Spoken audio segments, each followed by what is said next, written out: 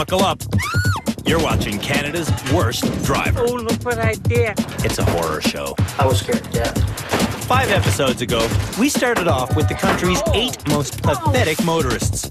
We've graduated 3 of them back out onto public roads, and in just 2 more episodes, we'll be naming and shaming Canada's worst driver.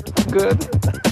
We should only have 4 students left, but the driving in our last episode was so atrocious. This episode, no one has improved enough to graduate from the Driver Rehabilitation Centre. The 5 drivers who remain here at our boot camp outside Picton, Ontario, were all nominated as Canada's worst by frightened citizens like you. Manuel can thank his co-worker Alex for exposing him. Manuel got his license at age 30. Guess why? I sucked at this thing. I sucked. David was nominated by his buddy George. David is so bad, we've given him his own mantra. If you hear metal on metal scraping, stop. Heather was nominated by her spouse, Ernie. Heather has terrible reflexes, worse vision, and a passenger with soaring blood pressure. What's that? Yeah, I don't. Then there's Chris, nominated by his wife, Michelle. I used to think that Chris was pulling our leg, hitting things on purpose. I was trying, actually. He really is trying. And finally, Madalena's best friend Jennifer nominated her as Canada's worst driver. It's hard to tell what squeals more, Madalena or her tires. And me, I'm a totally average driver, but next to Canada's worst, I seem like a professional. Every show, the drivers must execute 3 challenges designed to drive fundamental lessons home. To show these tasks can be easily done, I tackle them first.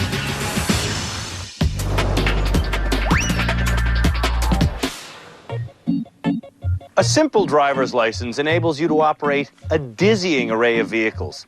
Without any extra education or certification, even Canada's worst drivers can walk proudly into a rental shop and say, I need to work on my high-speed reversing, so I'm going to take the 7-meter-long cube truck, please. I drove a truck like this from Nova Scotia to Newfoundland once, but that's my only experience with something this big. Key to making it through this challenge safely is use your mirrors. This is a giant big truck. You gotta know your corners, you'll be fine. To keep this moving truck moving, we're giving our students a 20-minute time limit. Come through the orange markers, through the cars, no sweat. I don't want to be late, so I step on it and humiliate myself. So far on Canada's Worst Driver, I've run every course cleanly, but trying to back up this big truck has me with one foot in my mouth. Now I don't even know where I'm going. Where am I supposed to go? I gotta get out and check the course here. Sometimes it gets confusing. I wish I had someone outside to guide me. Big stack of tires on one side, white car on the other. Everything slides by just fine. Without a guide, I finish in less than half the time allowed, but with one embarrassing hit. 9 minutes and 34 seconds. Let's see how the worst drivers in Canada do. Okay, now turn your car to go here. When reversing through the trailer challenge in our last episode, we taught our bad drivers to use their passenger as a second set of eyes, outside the vehicle. Hopefully they'll remember that lesson today. Okay, hold on. I'll just do it myself. Any good mover knows exactly what they've got in the back of their truck and how it's stored. What this truck has in the back is a jangly load of precariously stacked breakables. First up, Manuel. Manuel can't anticipate the obvious. Where is my center? He can't make it through a tight squeeze. And worse, he can't control his emotions. Just take it easy. Okay, just let me be take it easy. slow. Let me take it easy. When Manuel feels stress, he makes ridiculous driving decisions. And that creates more stress. It's a vicious circle.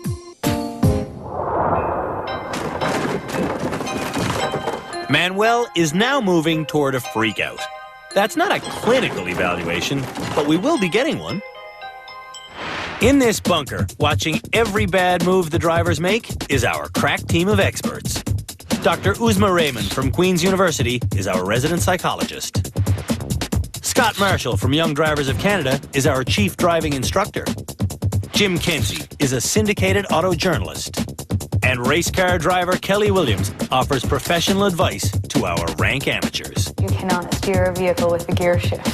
At the end of every show, our experts decide who has improved enough to graduate. Back on the course, Alex can't sit by and allow this abuse to continue anymore. He orders Manuel to let him out. Smart move.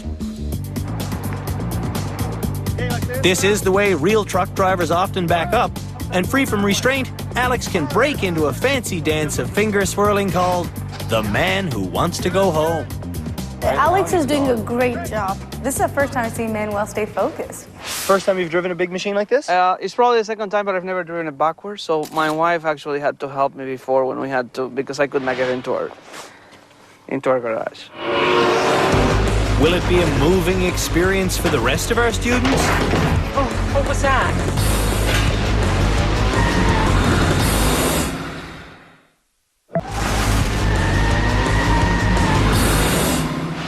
It's moving day on Canada's Worst Driver.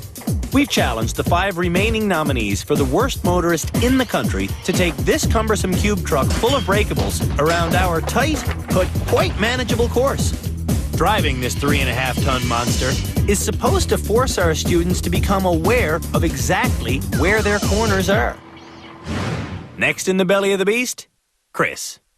Chris got his license when he was 19, but when we met him, he'd only ever used it a handful of times. I feel way too anxious and stressed with driving a car. We all feel anxious when Chris drives. Even the car feels stress. Get out! Give me a break! Is that within my license? Absolutely. Driver's licenses are different in every province, but across Canada, anyone with a full standard license can legally rent and drive this vehicle. Go. I think I've changed in terms of my general focus of what's kind of going on around me now. You have to put it in gear, Chris. Oh yeah, gear, that would help. I think I've started to understand now where I look. Oh. I think I've been able to focus a lot more on the road. You know the idea is not to hit anything, right? Well, I know, but Okay. like... No, I'm just... No, I know. With Michelle beside him, Chris can't get a handle on what's behind him. To line up the truck for the reversing section, he just points the wheel in the general direction he wants to go and hopes for the best. Oh, that was noisy. Oh, there we go. I hate when that happens. Time is over. I think I'll be hiring help next time. Next up, Madalena. We've been begging Madalena to pay more attention while driving, but the message isn't getting through. Hello? Hello? Hello? Hello? There's no excuse for Madalena's bad driving. At our Fit to Drive medical test, she was the only student who passed. So what is the diagnosis? Well, Madalena doesn't care. It's a serious allegation, but the symptoms are too strong to deny. Consider this. Every day here at the Driver Rehabilitation Centre, we offer our students private lessons with young drivers of Canada. Everybody has taken us up on the offer. Everybody, that is, except Madalena, who took just one lesson and then lost interest. She'd rather be in her hotel, trying on different outfits. This is gonna be our outfit for later for Goyo. 2 shows ago, Madalena hit bottom when she intentionally hit me. I'm telling you right now, if there's somebody who's in your way, you do not run into them. Thank you. How can that be news to an adult? To move through this course, Madalena needs Jen to offer up a few pearls of driving wisdom.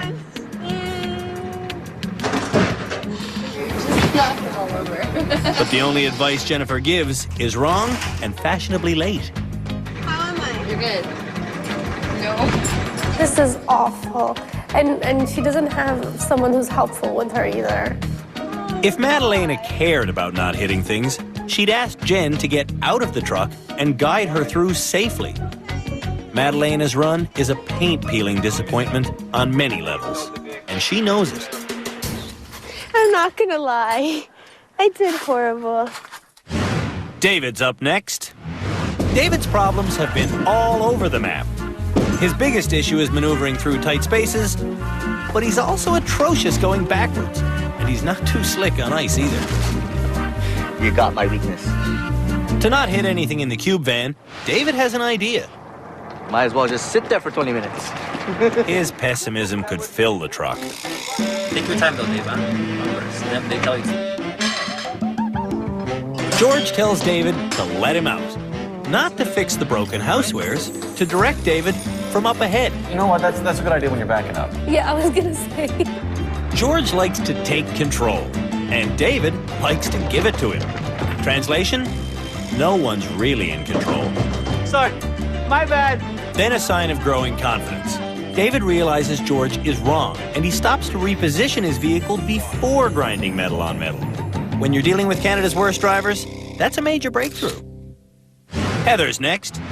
Heather is desperate to become a better driver because her husband Ernie's health has taken a bad turn, and he needs a family chauffeur. Problem is, in the last 20 years, Heather has written off 10 cars. You remember this turn down here? I sure do, Ernie. That was that little Horizon? Ford. No, the little Ford that got on fire. And that's when they rode off to Geo Metro. Yeah, that's right. This is where you put the Dodge 600 right up on top of the wall. If Heather can get a Dodge 600 up on a wall, I wonder what she can do with our cube van. Your driver's license. I'm not driving that, Yes, am I? my dear, you're driving that. You think so? I know so. You guys are nuts. You're doing it right now. In a small car, Heather barely knows where her corners are. In this beast, it's a total mystery. Breaking all the furniture. Ernie likes it. Damage to property is fine. Damage to humans, now that's the concern. Oh no. Oh, what was that? Doesn't matter. Heather doesn't seem to be improving at all. But hey, at least Ernie's making some progress. I'm not scared to drive with her now. Like when we came that first Saturday, I was scared to death. There's been some appalling cube van driving so far, but Heather is easily the worst. And she hasn't even gone backwards yet. Our course builders want to give Heather a ticket. To them, this is a moving violation. So you're gonna hit the tires on this side. Move. The other way. What'd they knock down? Tires. No, straight. Now we're into a car. No, Heather, this is not your finest moment here. Heather has some vision issues, and with her passenger beside her, she's got no eyes outside the vehicle. I can't see Heather making it to the end without help, so I step in to wave her home. I can stand behind you, though, and help you if you need a visual aid in the mirror. Okay. Is that okay? Yeah. Sure, I'll do this. We don't want to snuff out Heather's budding confidence, so instead of pulling the plug after 20 minutes, we let her finish off the course. Perfect. Come straight back. Boy, she's going to be calling the moving company for the rest of her life. Come on. You're good. You made it. I made it, but I need a lot of practice. I think you could practice for the rest of your life. You'll never get a job with a moving company. Neither will I. To the citizens of Picton, Ontario, please allow me to apologize in advance. We're about to let Canada's worst drivers loose in your town.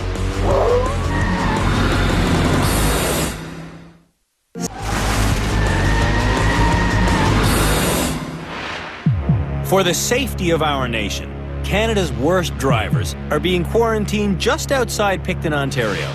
After undergoing a series of fully isolated driving challenges, though, it's time to start slowly reintegrating them back into the flow of life's normal traffic. Today, we're letting them back out onto the public roads. There's a lot to hit out there. $8,000 paint jobs, pedestrians, stop signs. This is the real world.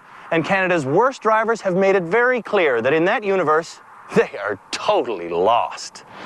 We're bringing our dubious motorists to Picton, Ontario, because the citizens here drive graciously in a non-threatening manner. This challenge will teach our bad drivers the importance of planning. I will give them each 10 clear and simple directions leading them to a specific location. That's it. 10 turns, no twist. Take the first left after the crosswalk, the first right turn near a white house. Turn left at the Shire Hall. The challenge ends if and when they manage to arrive at local landmark, the Crystal Palace. Heather's first to hear me prattle off the long list of directions. Can you remember that? I Are can. you kidding? I've got a pen. I do. Like any sane person, Heather takes down the details of every direction. And then right by the White House. So if you feel safe, get in your vehicle, buckle up. We'll be in the one behind you. Heather's off. She's headed the right way, and she's driving at the perfect speed. This will be the first time Heather's been driving in civilization for quite a while. Somehow, I don't think I'll have any trouble keeping up with her. Speed limit's 50. We're doing exactly 50. Exactly. You turn left Where? on First Street after crosswalk. So now they're going to turn onto the incorrect street. Ernie's off course, and he's getting defensive. Can't read your writing, I'm sorry. So Heather takes matters into her own hands. At left on First Street after crosswalk. Oh, she's trying to read her own handwriting now. Yeah. All right, now if she does this correctly, she should make the right turn right after the fast food restaurant, if she sees it. Now, wasn't it here somewhere? No, she missed it again. There you go. The thing is, it was right there. It was in front of her, and she's not driving that fast to miss it. In our last episode, we gave Heather an eye exam. When we did her vision test, even with her glasses on, she scored very, very poorly. So that is 2100. Your average person has what's called 20/20 vision, where she was 2100, which means if I'm standing away from an object 100 feet, I can see it clearly, whereas for her to see that object, she'd have to be standing 20 feet away from it. Still can't see that one? Okay, so that's, again, 20 and 100. Even with her glasses on, Heather can't see what most of us take for granted. No wonder she's driving in circles. She's going left, very curious. She's going away from where she wants to be. She knows where she went wrong. She just cannot see the first street. Heather has several driving issues. One of them is seeing what's going on around her. Which way are you going? Right. She wants to go right. She's got a blinker on for left. A few loop-de-loos around the neighborhood, and hallelujah, we're back on track. Now it's time to find either the lighthouse or the White House. Or maybe it's a light White House. Turn right at White House. At Lighthouse. This is like an Abbott and Costello routine. I was sure you told her to turn at a White House, but she's got Lighthouse. I told her a White House. Well, that's what I said, and she said, no, a lighthouse. And I said, we've gone by it. So... We went by a White House or a lighthouse? A White House back there. Yeah, we did. Believe me, it was White House, not Lighthouse. Crystal Palace. This 8-minute drive takes Heather and Ernie almost half an hour. Does Heather even see what her real problem is? It's going too slow. We didn't do a very good job, did we? He couldn't read my writing. Oh, I bet the issue is bigger than that. I'm going to suggest it's a vision issue, because you didn't see that first left. When we said you take the first possible left, right, you drove through it maybe 3 times before you noticed it. So I guess the question is, how come you didn't notice it? I don't know. How you doing there, David? Next up is David. We just can't have David grinding metal on metal in Picton. So we alter his mantra. Remember how I said we changed the mantra? You're not going to hear scraping metal. I'm not going to hear scraping metal. If you know you're going to hear scraping metal. I know I'm going to hear scraping metal. Stop the car! I will stop the car. David did well in the cube van, but will real traffic stress him out? In past episodes, we've seen what tension can do to him. Now let's see how many decisions David can make on his own. Okay, we're turning right here. David gets his directions straight, and for the first time ever, he seems both relaxed and in control. Right on the second stop sign. Straightforward. They're going to be done this instantly. The rehab is obviously working. George doesn't grab the wheel, and David doesn't make a single error. Okay, they did it. Not a problem. We can't even believe that was a challenge. Next up is Chris. When I give him the directions, he's content on marking them not on paper, but on his brain. Apparently what's under that orange hat is clever enough to remember 10 random turns on streets Chris has never heard of. Got it one more time? Are you good? I think we're good. Okay, Chris. That's your signal.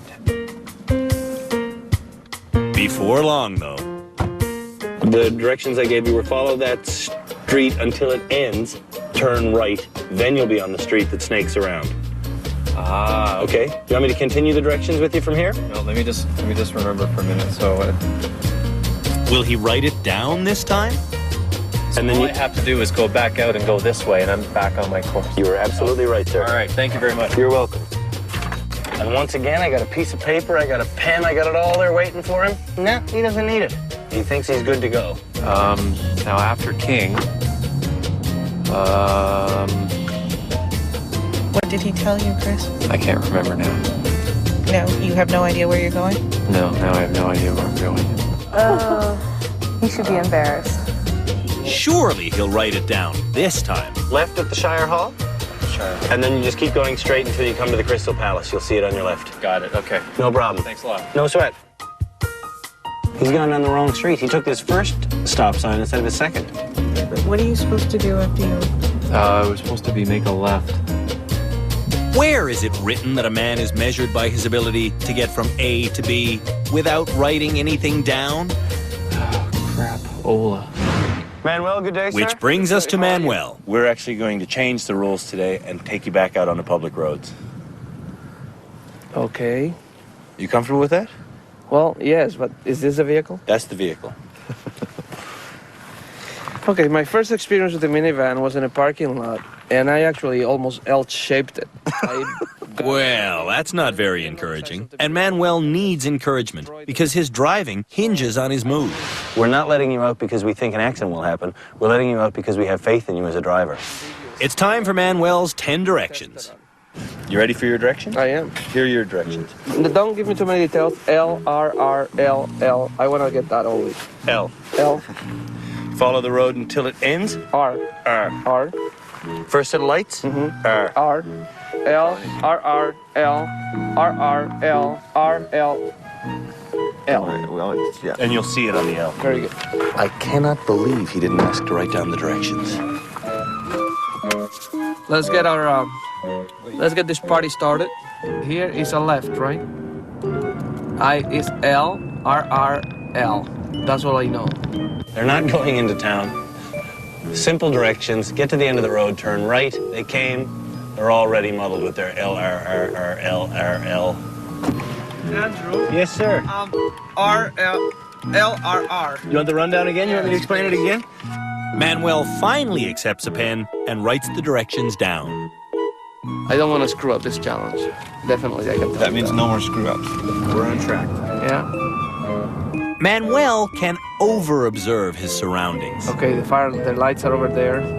Visibility up front. Reduce speed, 50 kilometers. Check intersection. Everything is good. We are go for lunch. Manuel struggles so hard to understand every detail, it gets him distracted, then lost. What the hell? Didn't we just come off the street?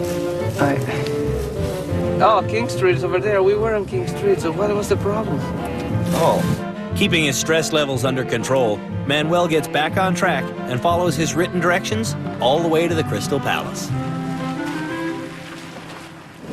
You want to know who's going home? I can tell you two people that are going home. Manuel and Alex. I think we're going home. I think we're going home. But it may happen that Dave Chow gets on our way. I think it's going to be us, Manuel. You think so? Madalena is in the country's most exclusive driving school, but she's far more interested in her outfit than in her ability. You're here. You're lost. We're going to give you directions to the Crystal Palace. Mad engines, challenge. Ever since Madalena checked into rehab, we've been asking her to show more maturity and prove to us she's concerned about safe driving. Little speed check as they go past the 60-kilometer-an-hour sign. We're doing 80. Free. Still doing 75 past this 60 zone, and they're pulling away from me. Madalena's having so much fun being goofy, she loses sight of her goal. And not surprisingly, she doesn't care. Oh my God, I knew this. I just have to run into A&P. Madalena's letting us down. See how patient I'm being? I should graduate. We don't see patience or enough respect for the residents of our host town. Lots of Pictonians have boats. Like to boat and fish and hunt and drink beer in each other's basements here. Oh, Crystal Palace! Kick ass. What the hell is it? And we are here. 80 in a 60 zone? Oops. 75 in a 50 zone? 65 through the residential area? And I don't think he came to an actual stop at a stop sign ever. Madalena doesn't understand that if she starts caring about her driving, maybe she'll graduate. I just need to go home. I just need to go home. I need to graduate. Please graduate me. I promise I won't speed. Please. I promise I won't speed. I hear Madalena, but I don't believe her. Still to come, how not to drive in the winter.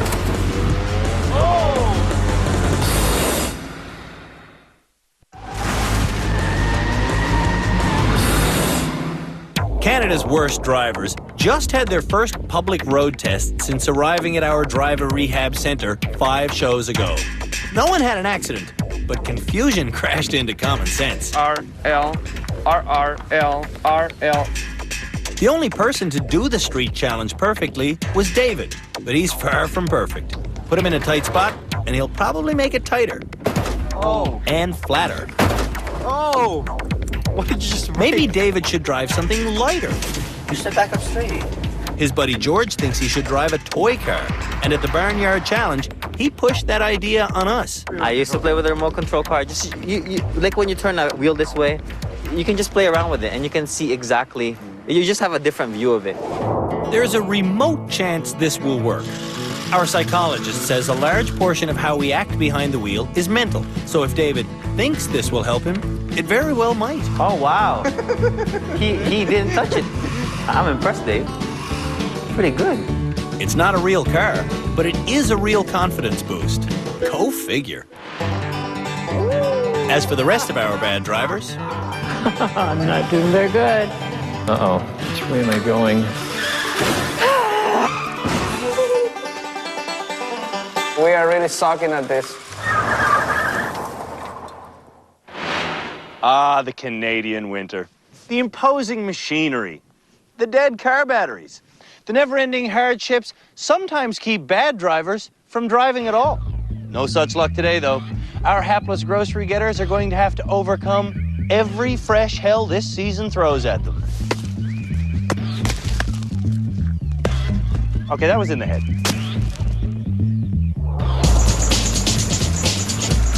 We call this challenge going to the store to buy milk in February. If you live in Winnipeg, you'll just have to pretend like we plugged the block heater in.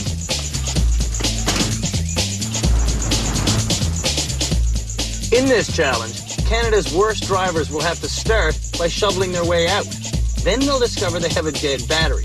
But they've got jumper cables in the back, and I'm sitting right here in my trusty wheels, ready, willing, and able to give them a boost. Once they dig their prized car out, they'll have to get her going and safely make their way over or through this chunky, icy snowbank.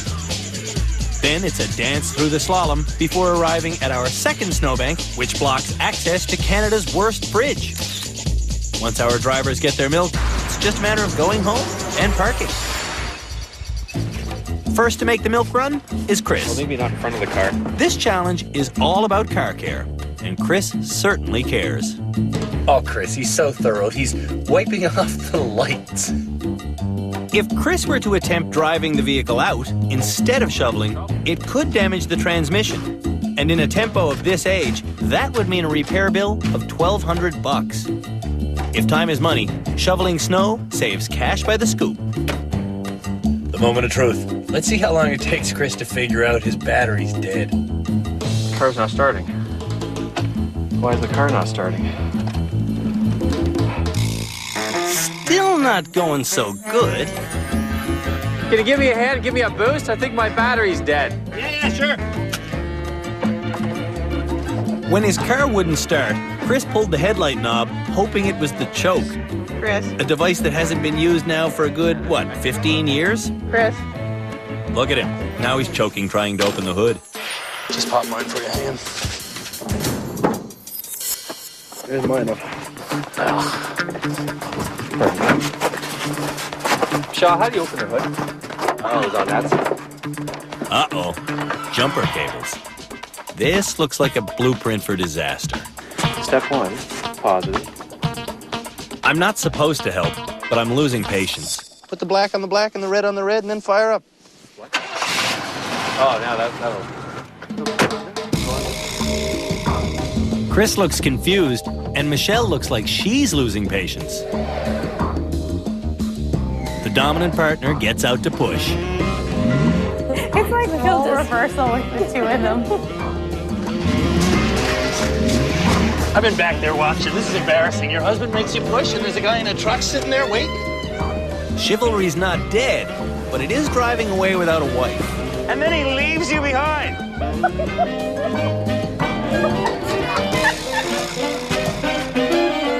With Michelle back on board, Chris decides to impress her by going for broke.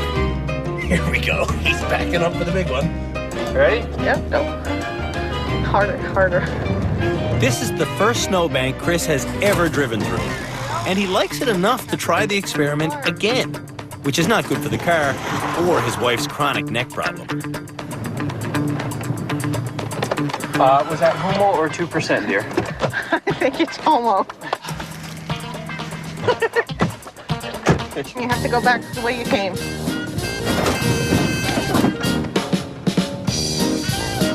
Woohoo!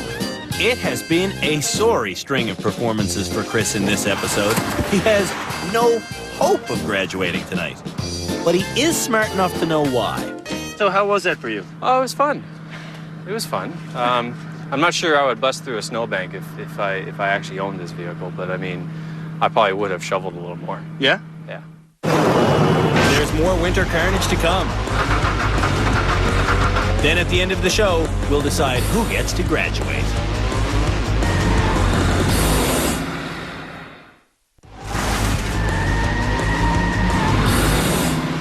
Canada's worst drivers are being put through a winter driving challenge to see if they'll do what's right or what's easy. Hopefully Heather will treat the car a little better than Chris did. Heather don't need no shovel. She's just gonna give it the gas and get the hell out of there. Why won't this go? I don't know.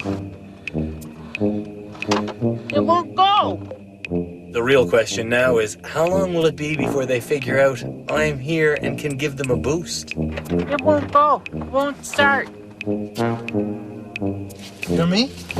She figured it out. Car's dead, it won't start. You want a boost? I suppose. Ah, the beautiful sound of an engine catching. And they're off.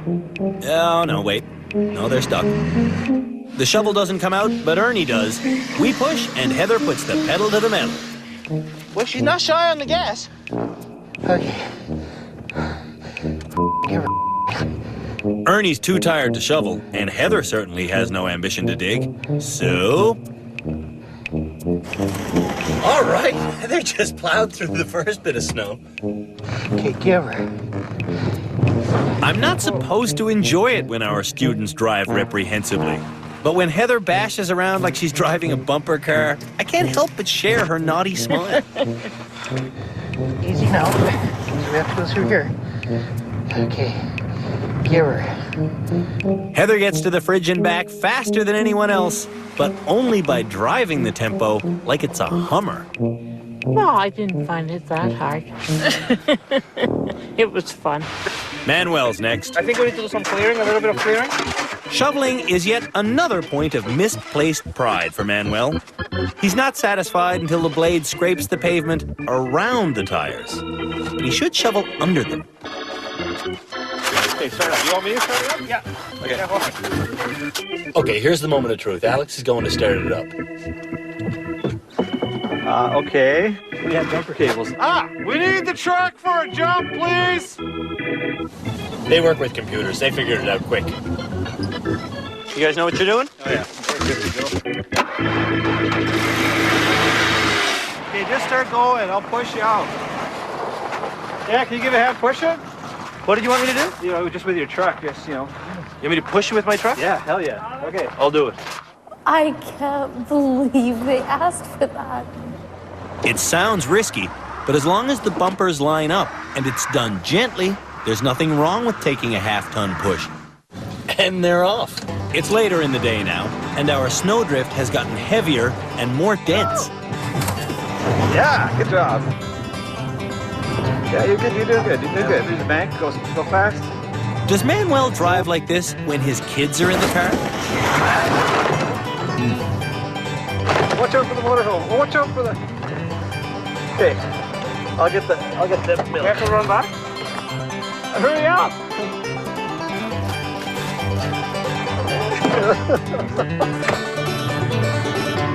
Oh yeah! Holy sh**, a racer!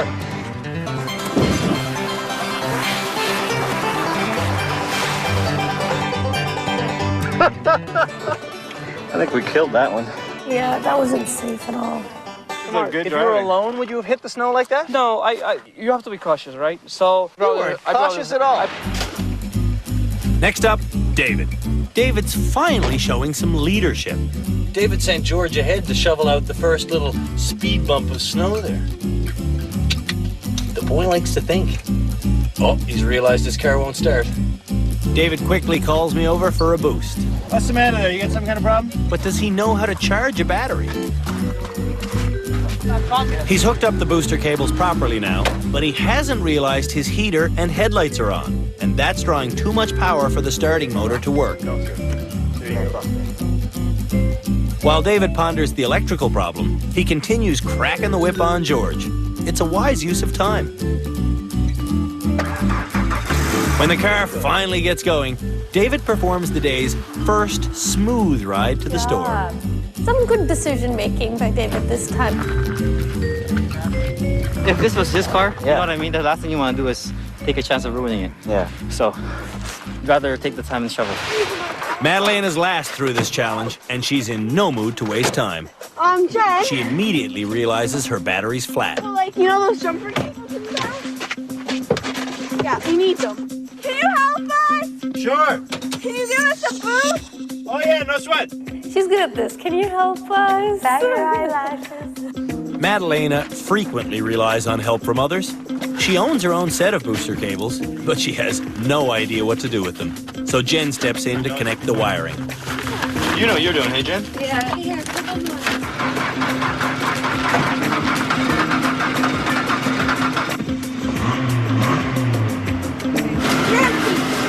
No sweat. Yesterday, Madalena said, I promise not to speed anymore. And she promised to care. Sure enough, Madalena wasn't having nothing to do with any of that shoveling out through the first speed bump. We've been pleading with Madalena to use more sense and act more responsibly. So when she heads for the second snowbank with a shovel, we think our message is getting through. Oh, God. But after a few wild swings of the blade, Madalena gets bored and orders Jen to bash her way through the heavy ice.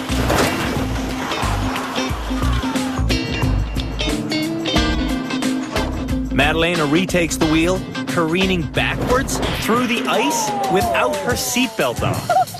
This feels personal, like Madalena's laughing in the face of all of our advice and effort. There's the maturity, there's the laughter. Yeah. And it's hilarious that you're like speeding up on people. Kick the crap out of the car coming through that second snowdrift. But we made it. That's the important part. Yes, it is. No one graduated last episode. Will anyone get their keys back tonight?